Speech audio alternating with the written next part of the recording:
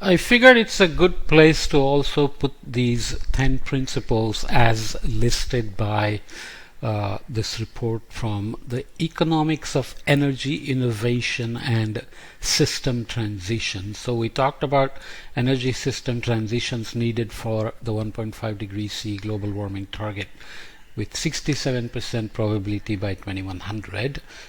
This report shows what is needed in terms of policy making. So 10 principles for policy making in the energy transition, lessons from experience. So it lists traditional principles and principle for the transition, and I will show one example where after listing these 10 principles, it then compares in detail the traditional principle and the principle for the transition. I won't go through all of them, but I just wanted to put it here so that if you wanted to follow up, you can follow up if you're a policy wonk or interested more in the policy of energy transitions. Okay, system transitions for these energy moving into the new system needed for mitigation and adaptation. So the traditional principle and principle for transition are listed with summary in each case. Number one, policy should be technology neutral, but for the transition, technology choices need to be made. In other words, there is nothing like being technology neutral. In a context of innovation and structural change, policies will almost always advantage some technologies more than others. It's better to choose deliberately rather than accidentally, supporting innovation in low carbon directions. Some policies intended to be neutral can have a bias towards incumbents and incremental change. So it's kind of the carbon trap that we talked about in another context, where right now every investment of the infrastructure, the manufacturing processes, everything is geared towards fossil fuel energies, and transitioning out of them will require that we don't stick to some kind of a technology neutral approach, which tends to maybe bias towards what exists already called incumbents, or it may lead to just incremental change, whereas what is needed is a quantum jump to the transition for making the transition possible. Secondly, the government interventions raise costs is the traditional way of thinking, but in the principle for the transition, we need to invest and regulate to bring down costs. Well-designed investment and regulation policies can bring down the cost of clean technologies by creating a demand pull for innovation that complements the supply push of research, development, and demonstration, strengthening learning by doing feedbacks in technology development, deployment, and diffusion. So if you let the market forces work the way they generally work, there is always some research going on. For example, now it's all about research for increasing efficiency of photovoltaic cells and the wind energies. You can think of other forms of energies like nuclear, fission, fusion, wave energies, etc. But well-designed investment and regulation policies should bring down costs of clean technologies by creating a demand pull rather than research trying to push out the latest innovation. Thirdly, markets on their own optimally manage risks is the way we generally think of, but for the transition, actively managing risks to crowd in investment is needed. So low carbon transitions involve many sources of uncertainty. Efforts to reduce the risks of private investment in clean technologies, including public finance acting as a lead investor, can reduce technology risk and financing costs and greatly increase rates of investment and deployment. So this is a faster way to move towards the energy system transition that is needed. Fourthly, simply price carbon at a level that internalizes the damages of climate change. Simply price carbon at a level that internalizes the damages of climate change.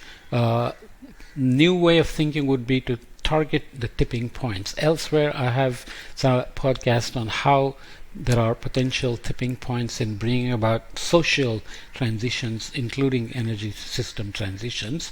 So here, well-targeted interventions can activate tipping points in technology competitiveness, consumer preference, investor confidence, or social support for transitions where a small input leads to a large change. This can inform targeting and level of subsidies and taxes, as well as the stringency of regulations. Okay, so that's the traditional to new principles. Fifth, consider policies individually based upon distinct market failures is the way we would think traditionally, but for the transition, combine policies for better outcomes.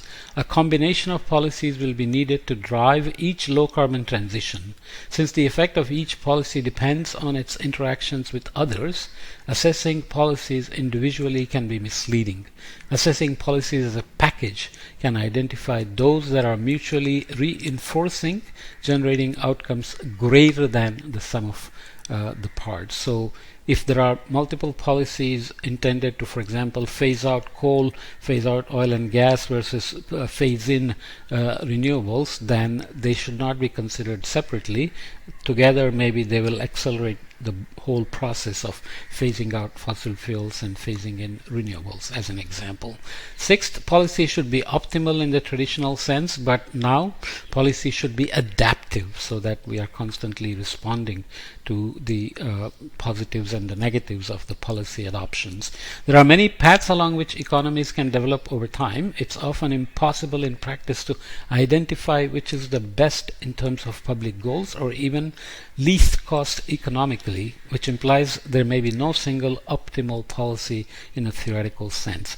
Given also the potential to learn from experience, policy should be designed to be adaptive so that it can more easily correspond to unforeseen changes, exploit opportunities, and manage risks. Okay.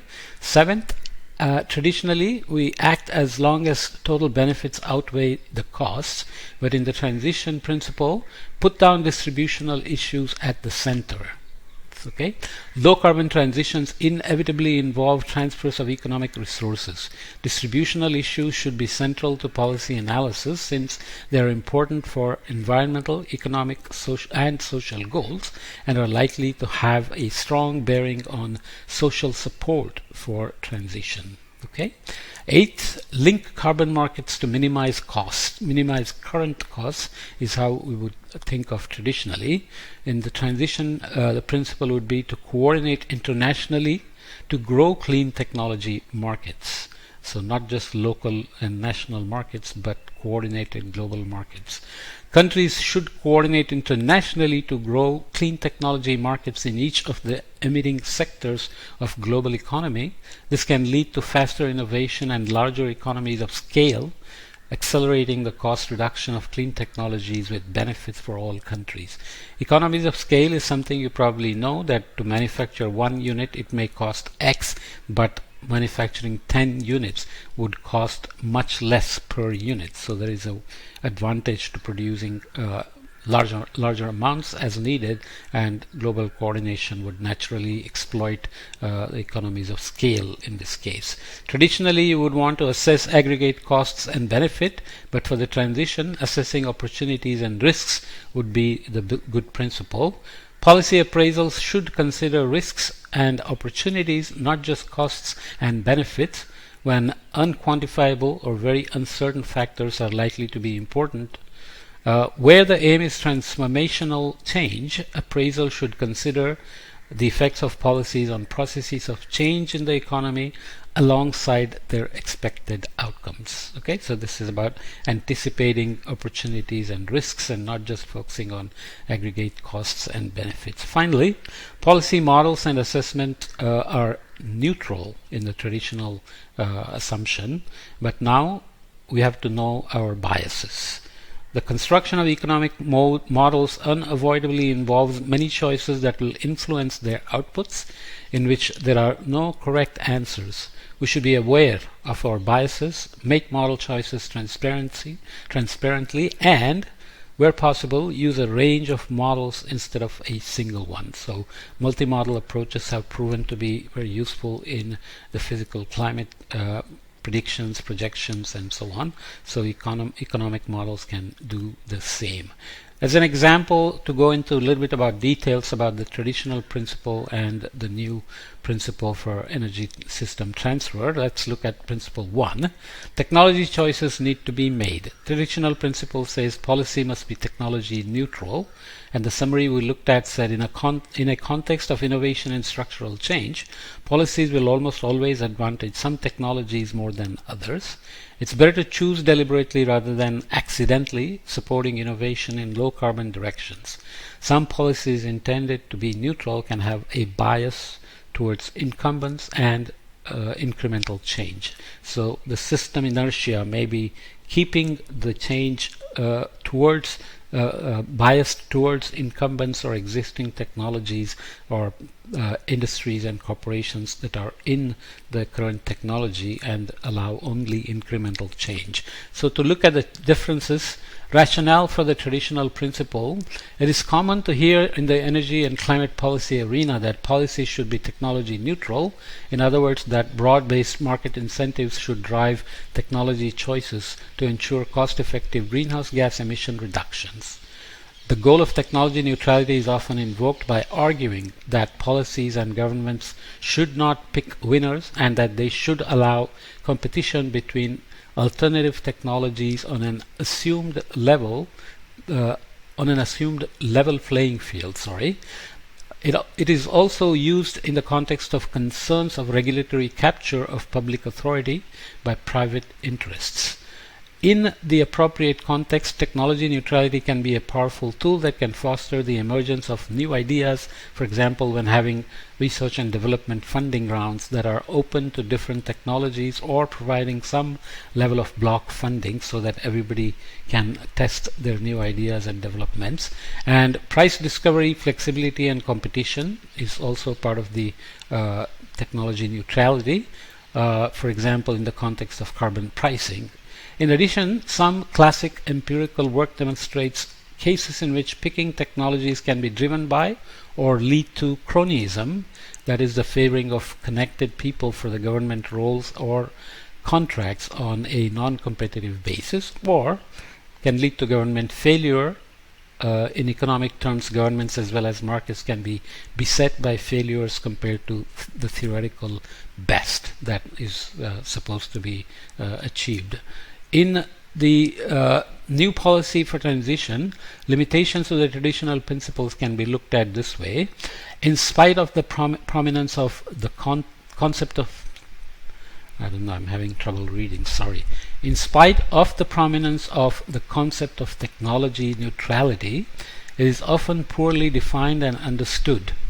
One reason for this is that depending on the policy instrument, context, and policy objective, technology neutrality is sometimes used to discuss avoiding, favoring, or picking industry sectors, parts of the energy system, example transport versus electricity, different technologies to generate electricity, for example wind versus solar or onshore versus offshore, or specific technology designs, for example particular direct air capture project for demonstration. In other words, in some cases the technology part seems to be referring to uses, in others to devices, and at different levels of granularity, and thus the principle of technology neutrality is hard to define.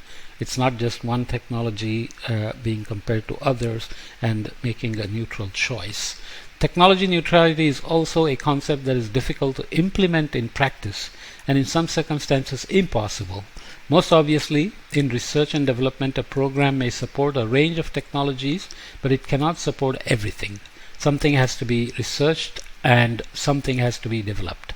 Some choices have to be made, less obviously, but equally importantly, the effect of a market shaping policy in a particular sector will have different impacts on different technologies.